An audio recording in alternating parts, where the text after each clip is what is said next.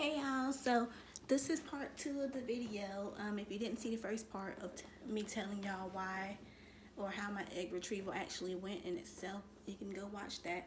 Again, don't forget to like and subscribe because that helps me reach more people and it helps my analytics on YouTube.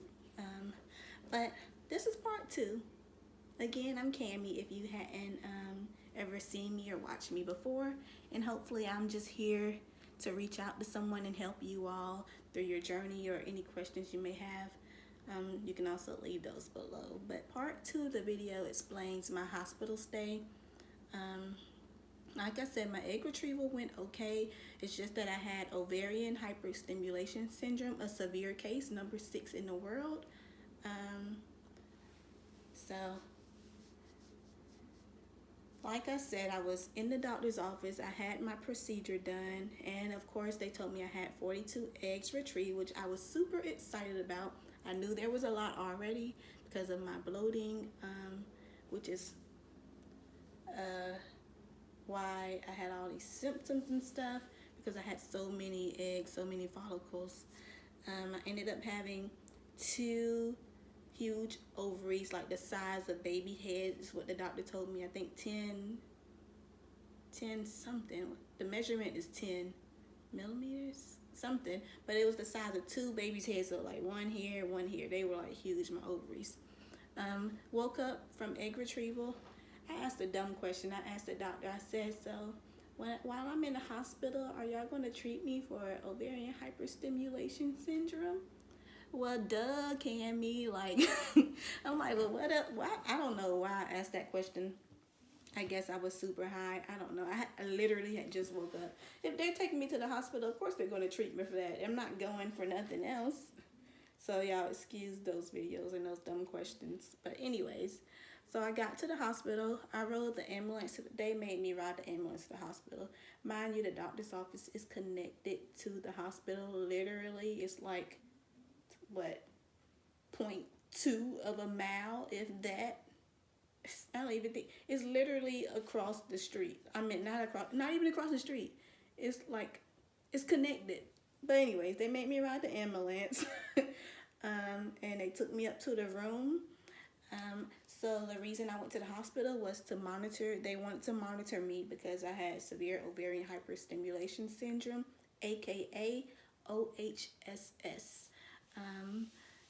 That's basically exactly what it says. Your ovaries have been hyperstimulated, like overstimulated. So that's why I went to the hospital. Again, my symptoms were nausea, vomiting. I couldn't eat. I had severe pain. My bloating was on a 10. On a scale of 0 to 10, it was like a 10. By the time my first and second day of the hospital stay, I had severe shortness of breath. I developed severe shortness of breath, I think that first day when I was in the hospital. And I couldn't walk because of the pain. I couldn't talk because of shortness of breath. What else? Yeah, I had a lot of symptoms. So day 1 of the hospital stay, I ended up being there, getting settled in. I found out that, of course, my husband or no one could stay the night. I couldn't have any visitors, which totally sucked. If you watched my last video, I was like devastated. Couldn't have any visitors. So I was there in pain, depressed, all alone. At least I had a good nurse. I think her name was Jen or either Sam, but I really think it was Jen. But she was really good. She was with me for 3 days straight on that floor before I got transferred to another floor. So anyways, on day 1, I knew I was in severe pain. They ended up giving me Tylenol with codeine in it, or Tylenol 3 maybe. And I guess that didn't work, so I eventually moved to Dilaudid. I believe it was Dilaudid that I had. Y'all, I never had narcotics before other than Tylenol 3, I don't believe. And when I say that stuff made me woozy, it made me woozy. So the whole hospital stay, I got Dilaudid or either morphine, unless the Tylenol worked, because I always try with something small first because I'm scared of pain medicine, and I can't take pills, and I don't like medicine.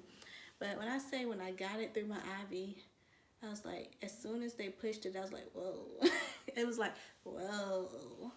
So I never had it before, so that was a new feeling, and I don't like it. It's like a drunk high feeling.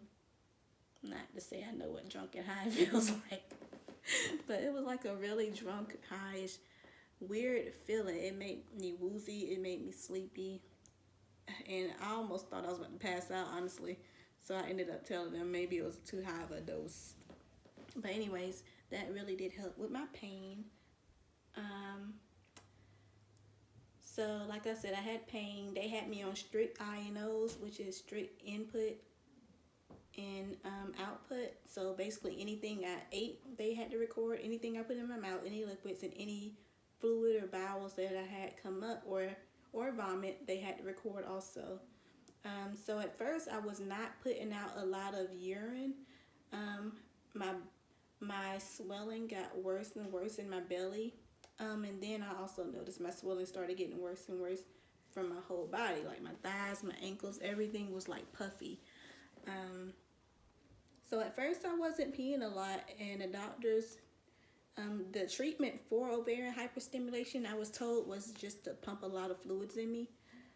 So they started doing that. It was either LR or saline, I don't remember. But they started pumping me up, and the thing is, I was not peeing a lot at first.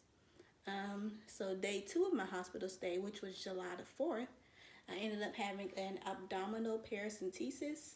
So I went in for the procedure. At first they told me, I couldn't eat that day. I couldn't have anything in my mouth, no drink or anything. So I was hungry. Well, technically I wasn't hungry because I wasn't hungry, but the time that you can't have food, you do start to get a little hungry. So I did start to get a little hungry finally, but I didn't eat anything. I went in for the procedure.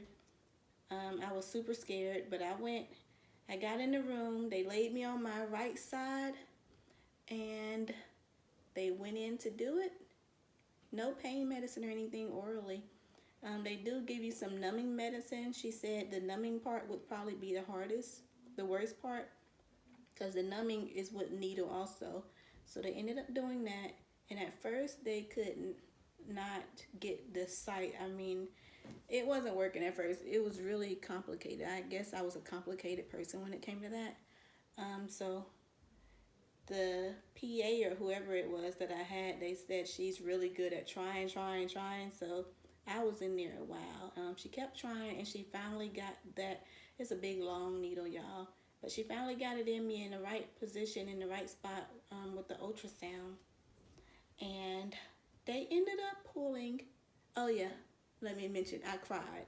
It hurted me so bad because they couldn't get it at first. I mean, I was crying in there in pain. I told them, I'm so sorry, I'm a big baby right now, but it really was hurting. Like, if that's what a paracentesis feels like, I never want it again. I was so embarrassed because I was in there crying. It hurt so bad because they couldn't get it, but they finally got it. I mean, she pulled 750 milliliters. Do you know how much that is? 750 milliliters? That was a lot of fluid that they pulled off of me. Because mind you, I tell you, my stomach was super swollen. I don't know if I put pictures in or not, but if I didn't, let me know. And I'll post them. But they took off a lot of fluid. Then I got back to my room. They told me after this, the doctors told me, hopefully your symptoms will start getting better. I did feel a lot of relief right after they did it, but like 2 or 3 hours, maybe 4 hours later, basically before the end of the night, I was back feeling like super bloated again. When they first did it, I wasn't bloated anymore. I didn't feel bloated, but a few hours later, I was back to bloated feelings. Mind you, I weigh usually around 163-ish before I went in. By the time I got to the hospital and they were weighing me, I was like about 188 is the highest that I remember. But that was before they did the paracentesis. So, I mean, that was after they did the paracentesis. So before they did it, I was probably in the 190s or 200s or something. But let me make sure it's recording. Yeah. But they did a paracentesis. I went back to my room. I temporarily felt relief, but it got back worse by the end of the night. So the next day come, I'm eating my breakfast and stuff. I told them I like really feel bad still. I mean, it's terrible. Like it was a 10 yesterday, right about now. Today it's like a 9.5 if I had to rate it. So they asked me if I wanted to do the paracentesis again. I told them I'd wait a while. They said either we can do the paracentesis or you can pee it out. I was like, well, the way it went yesterday and they had problems getting the needle through and in the right place, I said I would rather just wait it out. I would just sit here in pain, take a little pain medicine if I need to. And I really didn't take much pain medicine. I just really sat there in pain like a dummy. But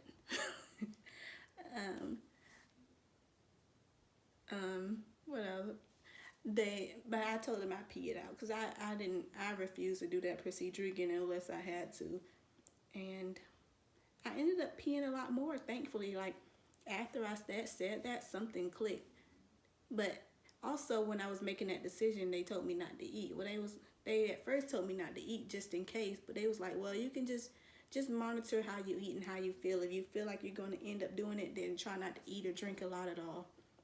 But I ended up not doing it, guys. I started to feel better. I started peeing a whole lot more, thankfully. Not to mention on day 1 of my hospital stay, the day before that, my blood levels eventually, I guess after all that fluid that they were giving me through my IV, my blood levels had dropped to like in the 7s, which, is borderline for getting a blood transfusion. So I was like super scared, y'all. Like a blood transfusion, like me, I'm too young for this. Like I'm not even 30. A blood transfusion? Why am I even in the hospital? Why am I this sick? I'm young, I'm healthy. Like clearly I'm not young and healthy.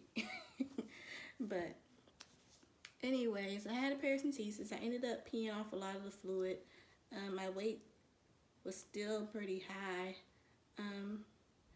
But during all of this process, my main problem now over the pain was my shortness of breath. My shortness of breath took over my pain. So that was by the 2nd day. I could not breathe for nothing. Like any movements, like I couldn't lay down flat in the bed. I had to sit up all the way to sleep. And I barely could sleep. I had to sleep with I rolled up a bath towel, and put that as my pillow because I couldn't turn my head. When I turned my head, I couldn't breathe. So like I literally couldn't breathe. They ended up put me on a nasal cannula with just some oxygen through nose prongs. They ended up doing that.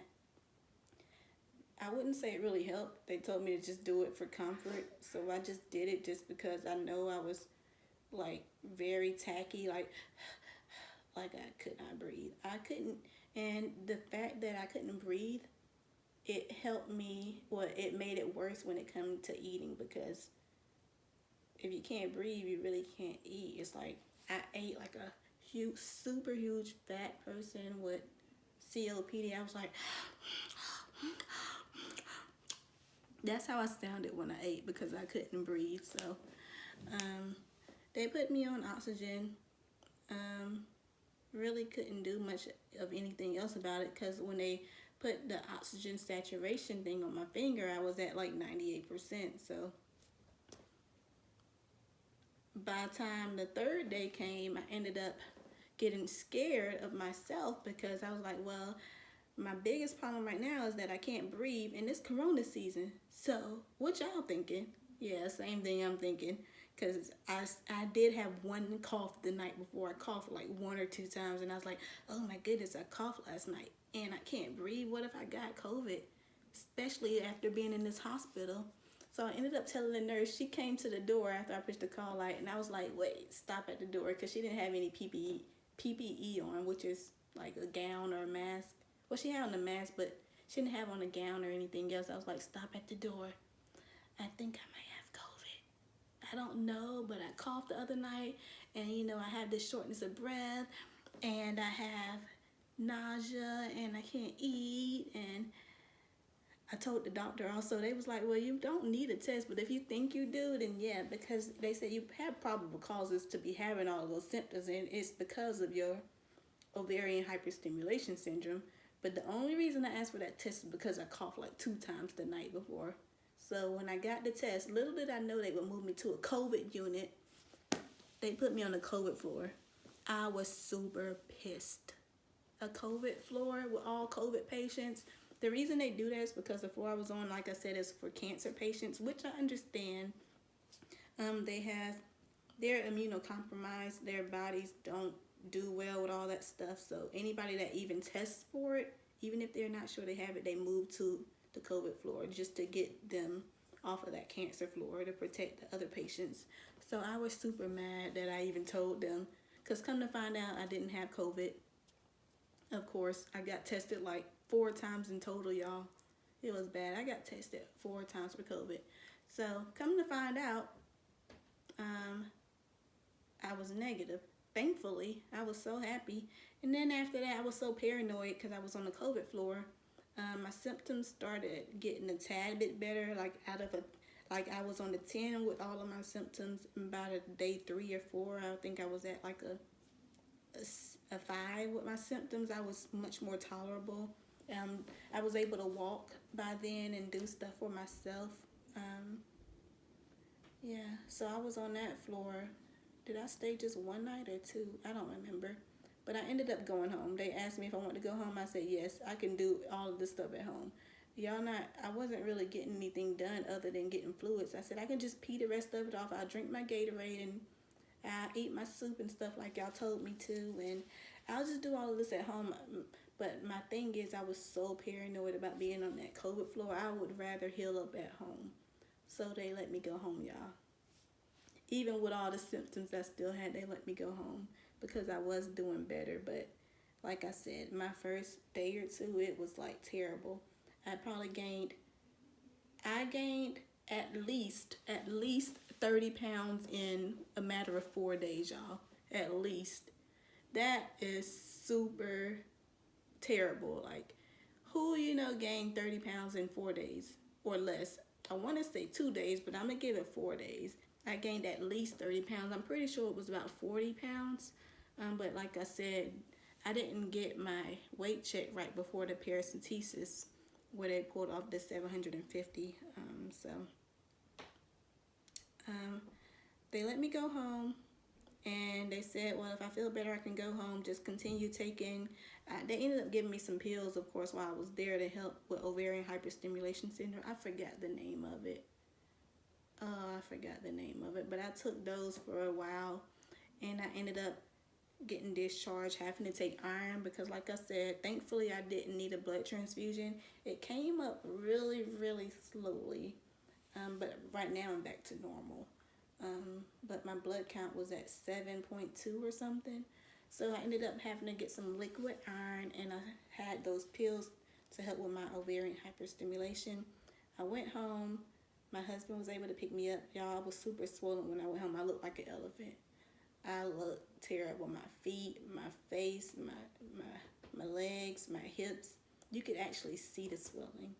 But I went home and I basically stayed upstairs for days because my husband, my family, my mother-in-law came and helped me, which was so nice of her. I was so happy because my husband had work. But she came and helped me. I couldn't go up and down the stairs, so at first, when did my mother-in-law come? I don't remember when my mother-in-law came, but what happened is that my husband had work, so some of those days I had to stay at home by myself, which was challenging, but it really wasn't challenging because I was able to walk back and forth to the bathroom because it was right beside the bed. And as far as food, when I was home by myself, every morning my husband packed me lunch or breakfast, or should I say both, because he gets off at 2 o'clock. So in a lunchbox, he would heat up my food, put it in the lunchbox and close it up, and the cold stuff we'll put in another lunchbox or whatever. So it's cold if I needed it. And that was super helpful. He put it in the bed beside me so I didn't have to get up to get it or anything.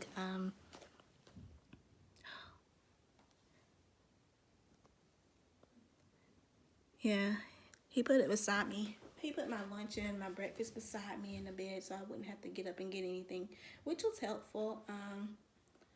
But yeah, it was a challenge because like I said, I really still couldn't walk a lot.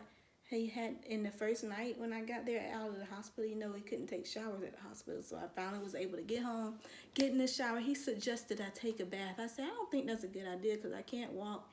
I can't really bend my legs or anything. He was like, well, I'll help you. I was like, Darius, I don't think this is a good idea. So I was like, okay, I'll do it then. He was like, yeah, because you can just soak and maybe that'll ease out the soreness and the muscle pain and all that. I put some Epsom salt in it. It was so sweet of him. So he ran the bubble bath. Y'all, he literally had to lift my legs and put it in the tub. I could not lift my legs. Like I said, I could barely walk, but I could not raise them for anything. He had to lift my legs and help me in the tub. Got in the tub. I could not sit down. So I ended up sliding down with him basically helping me and holding me. I slid down into the tub. I stayed there for, I don't know how long I stayed in there, but it felt so good to wash off though. It felt amazing. But when it was time to get out the tub, that was a whole nother story. Not to mention I was an extra 40 pounds. So I told him I couldn't get out the tub. And he felt my pain that day because he literally had to lift me out the tub, which was already hard enough because it was wet and slippery. So he had to literally, like, I couldn't bend my legs to get up. So he had to lift me out the tub. So once he lifted me out the tub, I got in the bed. He lotioned me down. He had to put on all my clothes, y'all. I felt like an elder person. Like I couldn't do anything for myself. Like when I got home, I couldn't do anything for myself. Barely. I couldn't bend down and put my underwear on. See, at the hospital, I didn't have to worry about that because I didn't have underwear on. All I had was a gown on. So yeah. So my doctor, after I had a follow-up appointment, and my doctor suggested I see my primary care about my shortness of breath because that was still lingering on. So I went to that doctor and he sent me to get an x-ray. The x-ray came back negative, and by the time I got the x-ray, he wanted me to do a CT, but the CT scanner was closed already at that location, so I had to go to the hospital. Let me see if this recording's down. So I went to the hospital and they did a scan, and it came back that little old me, I had pneumonia. They told me I had pneumonia, which they happened to miss on the x-ray. So once I found out I had pneumonia, because I had pneumonia, they told me I can stay at the hospital and be treated, or I could go home. But they said they would basically prefer me stay at the hospital so they could monitor me, especially with my heart rate still being high and stuff. So I stayed at the hospital so I can get my IV antibiotics. So in order to stay at the hospital, I had to go to another hospital. So this is my third hospital. So I left there and I drove to the hospital. I told them I didn't want another ambulance bill because they already made me ride the first time. So I had to sign some papers where I could drive myself to the hospital, and I drove myself to another hospital where I could stay the night at. Got there, and basically that hospital stay was easy. I think I stayed 2 nights and I got IV antibiotics, and I was able to leave and just finish up. I think I did more of them at home with pills, or I don't remember. But I did my 2 days of IV antibiotics, and I felt so much better after those. Like my breathing was basically back normal almost. So that knocked the shortness of breath out of my system. So yeah. I jumped around a lot with this story, but it's so much more to it than that. I know I missed probably some of the really, really main things, but just a glimpse of it, y'all. I think I'm going to do one more part to the story, and I think that's enough. Okay, so don't forget to subscribe and watch my next video. Okay, I'll talk to y'all later. Bye.